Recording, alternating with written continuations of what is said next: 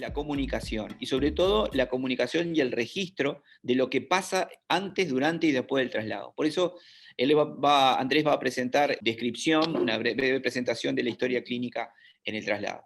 Dale, Andrés.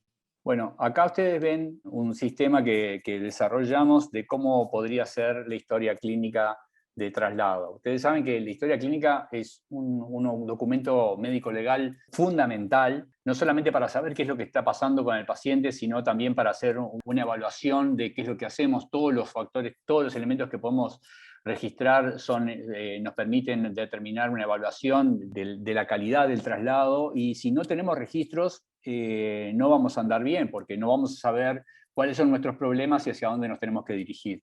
Esta es una propuesta de trabajo que tiene la conveniencia de que está hecho en línea. Ustedes pueden entrar desde cualquier dispositivo y les voy a mostrar con un ejemplo de cómo podría ser un nuevo traslado. Ustedes entran, cliquean en nuevo traslado, se le asigna un número. Los datos, ¿qué datos vamos a tener nosotros del recién nacido? Y vamos a tener la cédula. Vieron que siempre generamos rápidamente la cédula, y la cédula de la madre, que también habitualmente es un dato que vamos a tener, nombre de la madre y la fecha de nacimiento, que por defecto aparece la fecha actual. Pero, por ejemplo, en lugar de hoy, nació ayer, y acá en el scroll ponemos la hora que nació, porque eso ya automáticamente nos va a generar la edad del recién nacido.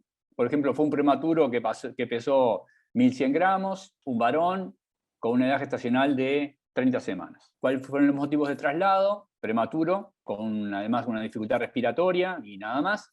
Y después viene una etapa de evaluación de las condiciones del recién nacido. Para eso, internacionalmente, manejamos dos scores. Uno es el score como ven acá, el score de TRIPS, y otro el score de MINTS. El score de TRIPS tiene la ventaja, primero, que son los dos, están validados como herramientas de evaluación y de pronóstico.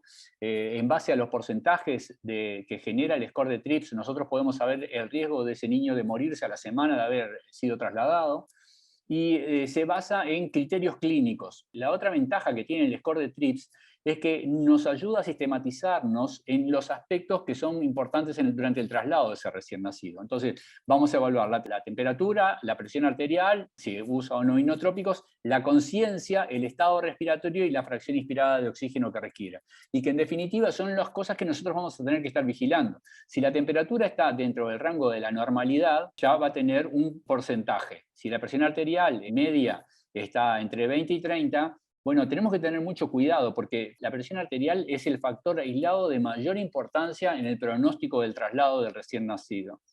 Y habitualmente no la tomamos, porque no tenemos los dispositivos, porque no tenemos la costumbre, y bueno, y tampoco la registramos. O sea que eso sería muy bueno que lo pudiéramos tener. Si el paciente está con uso o no de inotrópicos, vamos a mejorar un poco la presión, porque si no le tendríamos que hacer un poco de volumen y de inotrópicos quizás. La respuesta que tiene este paciente está vigoroso, y el estado respiratorio, que tiene 3 categorías, que no tiene síntomas, que tiene síntomas moderados o está ventilado. Si el paciente tiene síntomas moderados, tiene un score peor que si tiene síntomas graves y está ventilado. Porque si está ventilado, también depende de la categoría, si requiere fracciones inspiradas de oxígeno menores de 50 o entre 50 y 75 o más.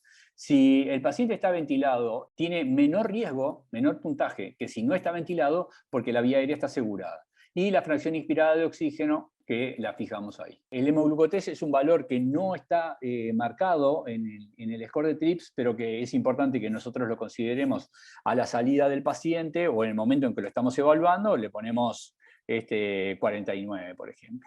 Y si hay un área para poner observaciones. Después, ¿de dónde viene? Por ejemplo, viene de San José. ¿De qué centro? Por ejemplo, el Hospital de San José, y viene para Montevideo. Y en Montevideo viene al CHPR. Cuando se hace la solicitud, todos estos son, por ejemplo, lo solicitaron hoy, esta es la hora que lo solicitaron, y la hora estimada de arribo, que pueden ser 2 horas más. Y acá lo que decía Herrera, de si hay comunicación entre los médicos. que creo que es importante, es decir, desde el centro de salida al equipo que transporta, desde el centro de salida al centro de recepción, desde el transporte al receptor y también desde el receptor de vuelta, cuando el paciente ha llegado, o capaz que al otro día, la comunicación con el centro de salida. ¿Bien? Y poner los contactos de cada uno de los médicos que participa. Probablemente muchos de ustedes lo hacen cuando están en un CTI y les piden una cama, aparte de saber si pueden aceptarlo o no en base a la capacidad locativa y al nivel de asistencia que tienen en cada lugar y los requerimientos que va a tener ese paciente, habitualmente pedimos el teléfono de quien está pidiendo ese traslado y nos comunicamos personalmente porque si no es como un teléfono descompuesto y nosotros poder ver, y ahora como mostraba Fernando, el tener el teléfono nos permite estar viendo en tiempo real qué está pasando con ese paciente y siempre nosotros podemos colaborar o por lo menos decir, bueno, mi meta es que fíjate a ver cómo está la temperatura, podés poner un acceso vascular, mirá, ¿qué fue un prematuro? Está en un entorno infeccioso, capaz que podés sacarle un hemocultivo, iniciar un plan de antibióticos o en qué estamos con eso y pensar juntos el paciente. La responsabilidad del paciente no es de cada uno de los sectores en forma aislada, sino que hay una continuidad en la asistencia y es importante que todos tomemos la decisión juntos. El score de MINT es otro score que también utilizamos y se basa en estos elementos, el peso al nacimiento, las anormalidades congénitas. Todo esto solamente describirlo o abrir un selector. Fíjense que el score de MINT señala que el riesgo del paciente, si es en la primera hora de vida, es mucho mayor que si es después de una hora de haber nacido. Ven cómo bajó acá, ¿no? Y el pH también es un factor que también depende de nosotros, porque no es solamente el pH al nacimiento, sino el pH en el momento que nosotros vamos a trasladar, que habla de muchos aspectos. Habla de la ventilación, pero habla también de la hemodinamia. Entonces, tener un paciente con un pH que está por debajo de 6,91, miren cómo el score de ustedes se modificó. En cambio, si está por encima de eso, el score está en un nivel de mucho mayor seguridad.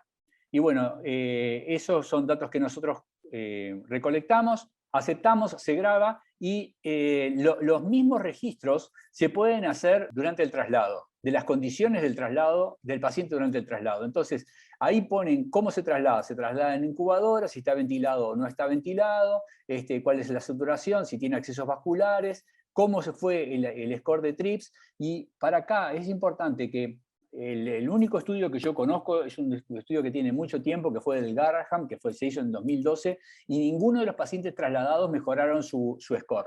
Todos empeoraron. Y eso depende de nosotros. Es decir, y la mayoría de los problemas que tuvieron fue la temperatura.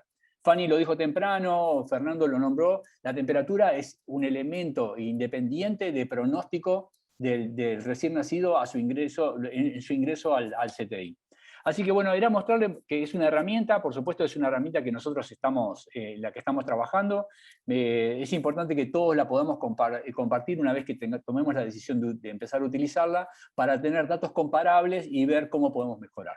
Bueno, de nuestra parte estamos redondeando, se nos fueron unos minutos en la idea de terminar 17 a las 17, pero bueno, creo que vale la pena. Esta es una herramienta que obviamente no está disponible todavía en las unidades, pero creemos que una herramienta como esta o similar a esta realmente nos mejoraría mucho, sobre todo nos permitiría evaluar resultados y sacar conclusiones con respecto a cómo mejorar el traslado, tanto en este caso neonatal. Había una pregunta que no todos tienen dispositivos para poder utilizar esa herramienta, pero esto lo usas en tu teléfono, ya está generado no para usarlo solamente con una computadora o con una terminal, sino que tiene la versión para el teléfono.